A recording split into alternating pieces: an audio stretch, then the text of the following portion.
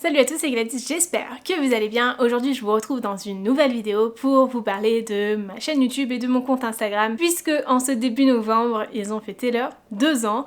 Enfin, c'est le cas pour mon compte Insta, mais vous allez voir que c'est pas tout à fait le cas pour ma chaîne YouTube si jamais vous ne me suivez pas déjà depuis un petit moment. Alors du coup, j'avais envie de revenir un petit peu sur mon parcours parce que je sais que vous êtes nombreux à débuter sur la sphère littéraire ou à vouloir vous lancer et ne pas oser le faire. Sachez tout de suite que si vous souhaitez partager vos lectures avec d'autres lecteurs, n'hésitez pas, lancez-vous franchement. Si c'est quelque chose qui vous tente, allez-y. Testez et voyez ce que ça donne. Ça pourra vous plaire comme ça pourra ne pas vous plaire. Je ne dis pas que vous allez vous épanouir dessus, mais c'est possiblement le cas, donc n'hésitez vraiment pas à essayer et à vous laisser cette chance. Alors du coup, pour reprendre les choses depuis le début, j'avais créé cette chaîne YouTube en 2013 et au départ je parlais de beauté, de maquillage, etc. Puis très vite j'ai dévié vers la lecture qui me correspondait bien plus, sauf que après 1 an et demi, 2 ans de création de contenu, je me suis retrouvée face au pied du mur. J'étais en pleine étude et je n'avais plus du tout de temps à consacrer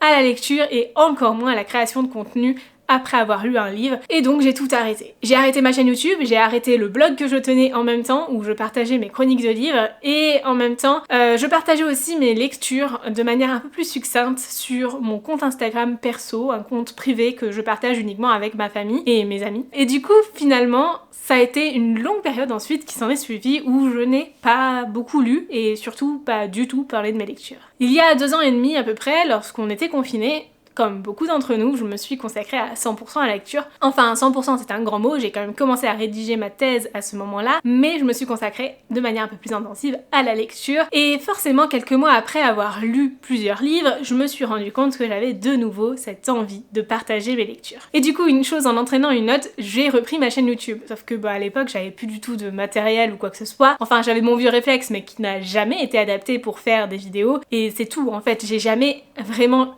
eu l'opportunité d'investir dans du matériel pour filmer, et du coup quand j'ai repris ma chaîne, mes vidéos étaient vraiment catastrophiques. Je vous mets un extrait tout de suite. Bonjour à tous, je m'appelle Gladys, j'ai 26 ans et je suis passionnée de lecture depuis une bonne quinzaine d'années.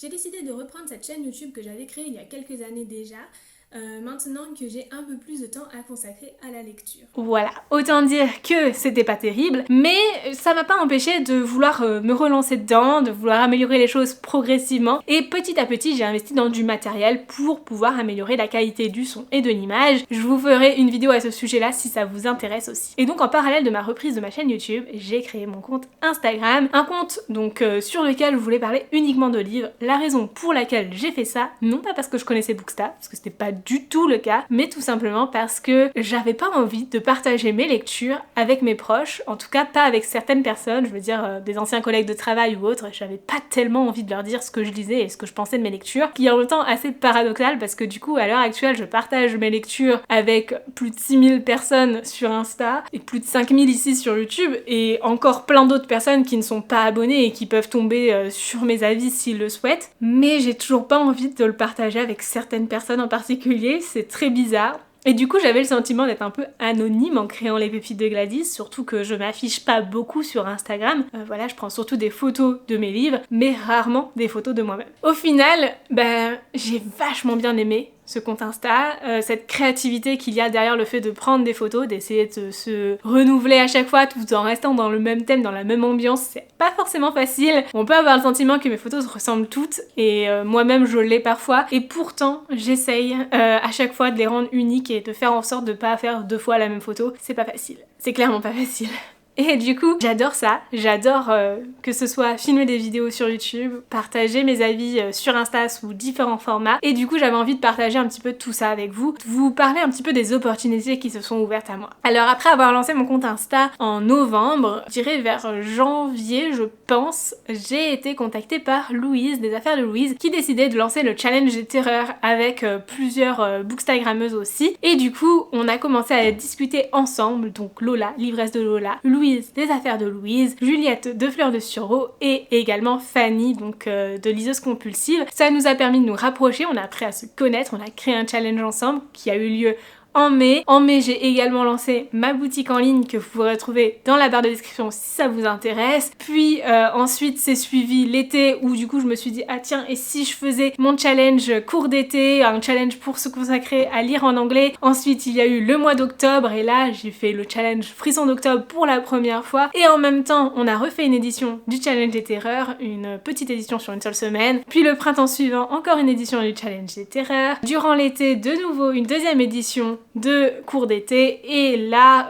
en octobre dernier, une autre édition de Frisson d'octobre. Autant dire plein de choses qui m'ont permis à la fois de me rapprocher de vous, mais aussi de créer du contenu autour de choses un petit peu différentes que seulement mes lectures et de m'épanouir autour de différentes choses. Ça a été aussi l'occasion pour moi de créer mon Discord. Je l'en ai créé plusieurs, à plusieurs reprises pour chaque challenge, histoire d'échanger avec vous sur un autre support, un support qui est beaucoup plus pratique pour échanger lorsqu'on est un grand nombre ou qu'on parle de plusieurs sujets différents. Et finalement, j'ai fini par décider, je pense c'était en septembre ou cet été, je sais plus, de créer un Discord commun qui regroupe vraiment toutes ces activités que je fais en dehors de YouTube et d'Insta, enfin qui se complètent finalement, tous ces challenges et ces choses-là, mais aussi les lectures communes, et c'est trop cool parce que vous êtes super nombreux sur le Discord. N'hésitez pas encore une fois à me rejoindre si ça vous intéresse, mais du coup je m'épanouis aussi beaucoup là-bas parce que c'est un endroit où je crée encore plus de liens avec vous, parce que moi ce qui m'intéresse avant tout, c'est certes de partager mes lectures, mais aussi d'avoir votre ressenti, votre retour, et franchement lorsque vous me dites que vous avez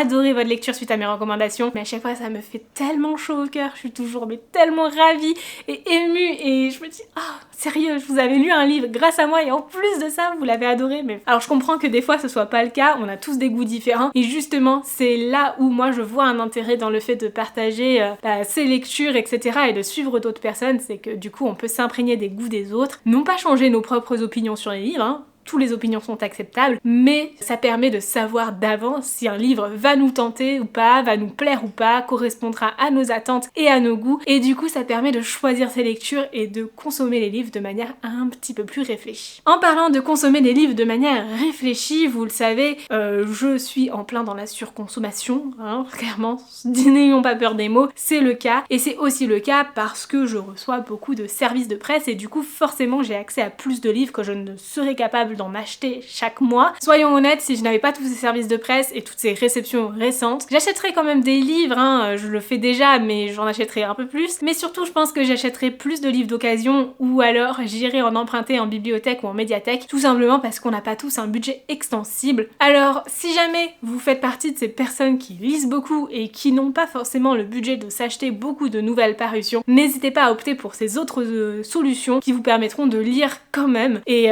franchement, il n'y a pas de mal à ne pas lire la toute dernière parution qu'il y a. Ça peut être un livre génial, comme on peut en trouver aussi plein d'autres qui sont vraiment super et qui sont sortis il y a bien plus longtemps que ça. Alors du coup, on va s'attarder un petit peu sur ces partenariats. Je vous ai fait une vidéo à ce sujet-là sur comment je les choisis et comment ça peut influencer mes lectures. Sachez que je suis vraiment ravie et enchantée d'avoir ces partenariats. J'en suis vraiment très reconnaissante parce que bien que ce soit du travail, ça demande beaucoup d'investissement, c'est quand même une chance inouïe et c'est grâce à vous, donc je vous en remercie grandement du fond du cœur. Je vous remercie vivement de me soutenir. D'ailleurs, si vous voulez soutenir cette vidéo, n'hésitez pas à la liker, à la commenter et pourquoi pas à parler de cette nouvelle qualité de caméra que je suis super fan d'avoir. Bref, les partenariats, j'ai commencé à en avoir après 6 mois d'Instagram. J'avais environ 2500 abonnés lorsque j'ai été contactée par des maisons d'édition. Je considère pas tellement les contacts que j'ai pu avoir de la part d'auteurs auto-édités, parce que certains auteurs nous contactent avec très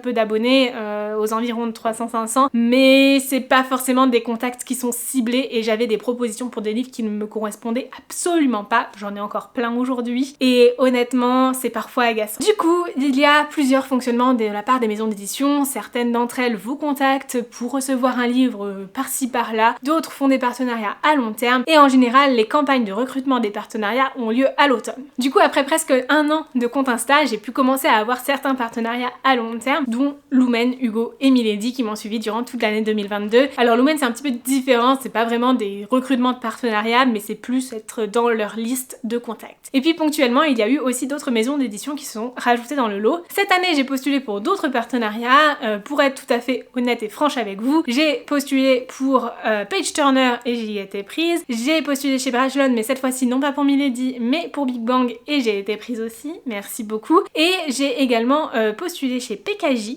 qui m'ont accepté également, et j'ai postulé chez Hugo et du coup Stardust parce que je pense que cette année les partenaires vont être dissociés alors que l'année dernière j'avais accès au Hugo New Roman et au Stardust, et j'espère sincèrement que je serai prise chez eux parce que franchement j'ai adoré cette année 2022 avec eux et j'espère pouvoir continuer en 2023. Bref, tout ça ce sont des superbes opportunités, mais des opportunités qui ont aussi leur travers, dans le sens où certes on a la possibilité de recevoir des livres, de les recevoir même parfois en avant-première, avant leur parution, mais il faut quand même les lire, il faut les chroniquer et tout ça, ça prend du temps. C'est du temps que je suis prête à investir parce que j'adore faire ça, mais j'aimerais juste souligner les choses parce que je sais que certains d'entre vous ont peut-être cette image vraiment super cool de je reçois des livres tous les 3 jours et c'est trop cool, mais forcément c'est pas tout à fait la réalité et parfois on oublie que derrière tout ça il y a quand même tout un travail où il faut lire le livre et en parler sur les réseaux sociaux, ça prend quand même du temps, et quand on n'est pas forcément prêt à être très assidu et très impliqué dans les réseaux sociaux, c'est peut-être préférable d'acheter ses propres livres ou de les emprunter plutôt que d'en recevoir et d'avoir cette pression de devoir en parler derrière. En tout cas, j'avais envie de le souligner parce que c'est comme ça que je vois les choses de mon côté. Et puis concernant ma chaîne YouTube, et bah écoutez, j'ai pas compté le nombre de vidéos que j'ai faites au cours de ces 2 dernières années. Sachez que je l'ai reprise, donc elle avait pas non plus 0 abonnés, 0 vues ni rien, mais quand même, au cours de ces 2 dernières années, j'ai gagné plus de 4000 abonnés, ce qui est énorme. Vous êtes super nombreux à me suivre ici et je vous en remercie grandement. Franchement, je crois que c'est un des endroits où je m'épanouis le plus. Enfin, je sais pas, parce que si je devais choisir, c'est très compliqué. J'adore filmer des vidéos, j'adore les monter, les poster, etc. Mais j'aime aussi énormément faire des photos, pouvoir écrire mon avis tranquillement. Même les réels me plaisent beaucoup, c'est encore une méthode de fonctionnement différente où on est sur un contenu plus court. Je n'arrive pas à choisir ce que je préfère comme type de contenu, je trouve qu'ils sont tous très complémentaires. En tout cas, une chose est certaine, je pense que je n'irai jamais sur TikTok, ou alors si j'y vais, ce sera certainement pas pour faire des TikTok face cam, à reprendre certains sons et tout, alors ça n'aura aucun intérêt parce que c'est clairement pas quelque chose qui m'attire et du coup j'ai pas envie de faire des choses qui me plaisent pas. Soyons honnêtes, et je trouve que déjà gérer YouTube et Insta c'est déjà beaucoup quand on a à côté de ça aussi une vie professionnelle. Et voilà, j'avais envie de revenir un petit peu sur tout ça. Je voulais surtout finir cette vidéo en vous remerciant du fond du cœur parce que vous êtes toujours présents et franchement ça fait chaud au cœur, ça fait extrêmement plaisir, ça m'encourage vivement à continuer à créer du contenu parce que honnêtement je pense pas que j'aurais tenu 2 ans sans votre soutien à poster 2 vidéos par semaine sur YouTube, 3 à 4 posts Insta par semaine, sans compter les réels en général, un toutes les 2 semaines et